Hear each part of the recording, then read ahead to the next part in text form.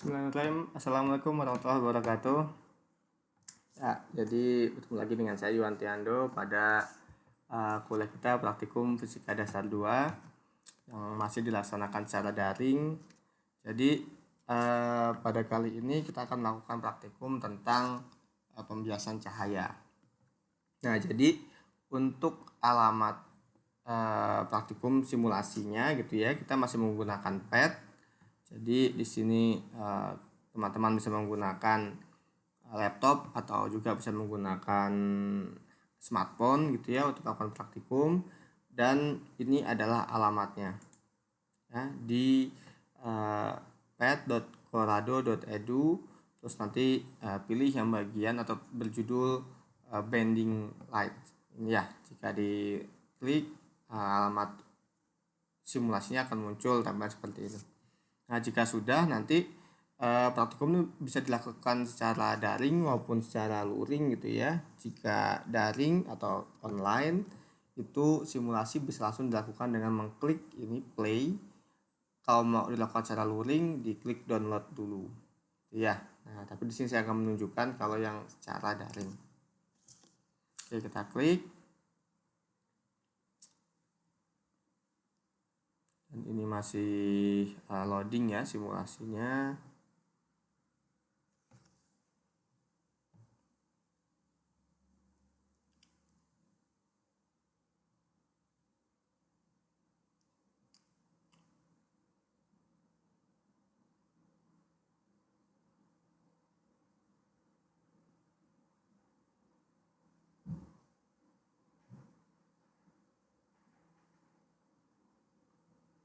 Oke, nah jika sudah muncul simulasinya, ada 3 pilihan di sini ya. Ada yang intro, ada yang pakai prisma, ada yang menggunakan peralatan yang lebih banyak. Di sini kalau intro dengan Mortools, bedanya adalah jika di Mortools nanti ada alat untuk mengukur kecepatan cahayanya, kemudian ada intensitas dan beberapa yang lain gitu ya. Tapi untuk praktikum ini, karena kita hanya ingin mengetahui bagaimana perilaku cahaya ketika merambat di medium yang berbeda, ketika mengalami pembiasan, maka kita cukup pilih yang bagian intro. Nah, ini dia bagian intro. Jadi di sini nanti ini ada sumber cahaya seperti laser gitu ya. Jadi kita pilih bagian yang ini ray ya, berkas cahaya. Jadi ini seperti laser. Untuk menyalakannya kita klik tombol merah ini. Ya. Jadi ini ada sinar datang dan ini sinar bias. Ini medium 1, ini medium kedua ya. Kemudian di sini nanti kita bisa mengatur jenis mediumnya. Yang bagian atas adalah dengan yang bagian atas ini, bagian bawah dengan bagian bawah yang di bawah juga ya. Nah, kemudian di sini ada alat ukur, kita gunakan busur. Ini busur ya. Nah, ini dia busur. Nah, kemudian untuk praktikumnya dapat dilakukan dengan cara begini. Untuk tahapan pertama, kalian bisa meletakkan busur di tengah gini atau nanti juga bisa ya. Tapi yang jelas adalah kita atur dulu indeks bias dari medium-medium ini. Ya, untuk yang pertama kita anggap yang pertama adalah udara. Kemudian medium kedua kita atur misalkan ini air ya. Nah, kemudian kita nyalakan. Nah, selanjutnya kita ukur berapakah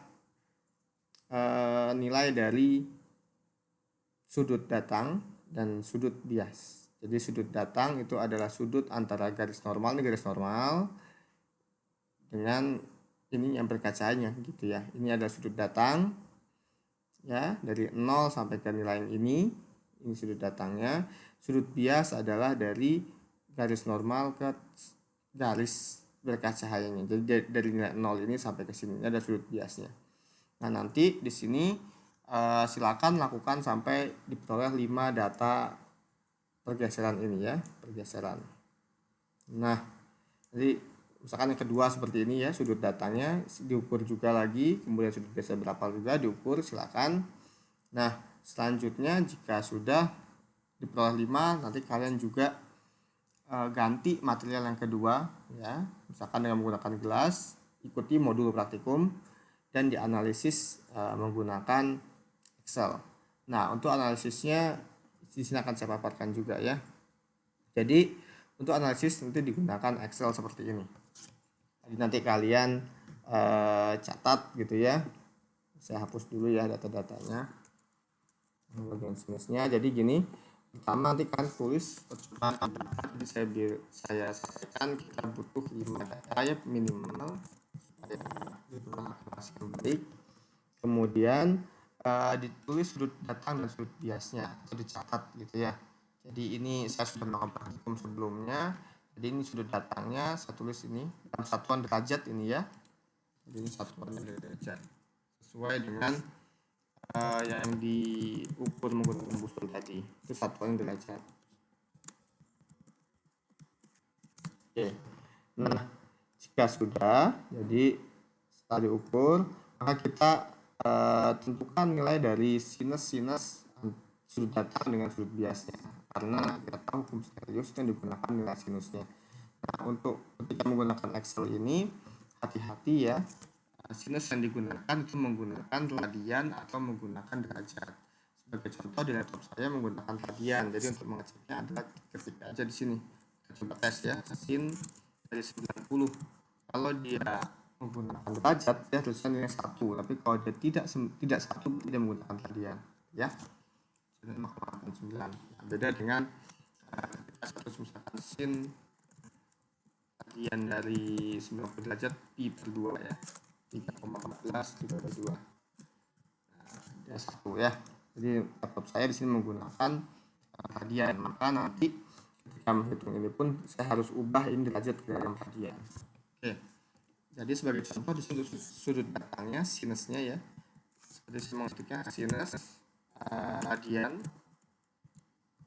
Jadi untuk mengubah derajat radian cukup ketik radian seperti ya, dan ketik sudutnya. Oke, sudah kita antar data nilai sinusnya, kita belak.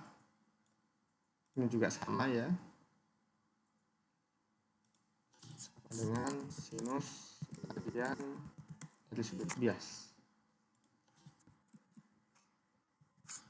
Oke, kita belak. Nah, jika sudah, kita buat grafik hubungan antara sudut datang dengan sudut bias. Di sini saya asumsikan sudut datangnya adalah X, sudut biasnya adalah yang Y gitu ya. Nah, jadi kita insert, kita blok dulu juga boleh, cuma 2 kolom ya. Ini kita masukkan yang ini dia, scatter. Nah, seperti ini grafik hubungannya. Ini ada sumbu X ya sudut datang, sinus sudut datang, sumbunya sinus sudut bias. Nah, jadi untuk mencari siapakah nilai indeks bias bisa kita gunakan trendline ya. Kita pakai fitting. Jadi klik ininya bintik-bintik datanya, diklik kanan, kemudian add trendline. Kemudian dipilih yang ini dia. Jangan lupa display equation on chart, dan di checklist juga display R-square-nya ya untuk melihat apakah akurasi pekerjaan kita. Oke. Nah, jika sudah, kita tahu di sini sebagai contoh kita dapatkan nilai Y sama dengan 0,7522 X minus 0,005. Jadi yang nilai belakang ini karena sangat kecil bisa kita abaikan aja gitu ya. Nah, jadi kita dapat hubungan antara sin sudut bias dengan sin sudut datang itu rasionya adalah 0,7522, dan berdasarkan hukum Snellius ini dia ya. Kita tahu N1 sin T1 sama dengan N2 sin T2. 1 ini datang, 2 ini bias, maka kita tahu bahwa sin T2 sama dengan N1 per N2 sin T1. Berarti nilai 0,7522 itu sama dengan N1 per N2. Di sini N1 dibagi N2 itu sama dengan N1 per N2 itu sama dengan pada kasus kita 0,7522. Sehingga kalau kita mau cari siapakah indeks bias dari kedua, jika diketahui N1 sama dengan 1 yaitu udara, maka nilai N2 tetapi sama dengan 1 dibagi 0,7522 yaitu 1,329 ya. Oke. Begitu juga untuk praktikum selanjutnya, silahkan dicek di modul. Seperti inilah tutorial untuk praktikum kita kali ini. Sekian dari saya, semoga kita semua selalu sehat. Assalamualaikum warahmatullahi wabarakatuh.